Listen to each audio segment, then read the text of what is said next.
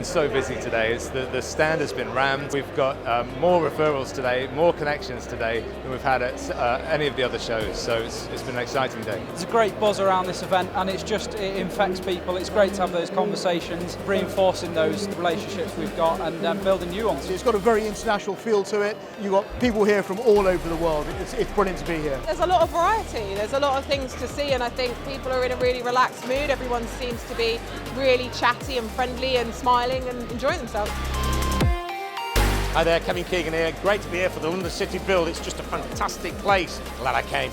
It's great to be part of something which clearly people are interested to come and see, learn more, and it's a good opportunity to chat, to meet people and take part and learn. I'm looking forward to the networking event tomorrow for women in construction, and just kind of getting to meet some like-minded people and kind of improve the presence within the engineering sector. It's inspirational not only to see some panel discussions around those big topics, but also come and talk to manufacturers and actually see the products.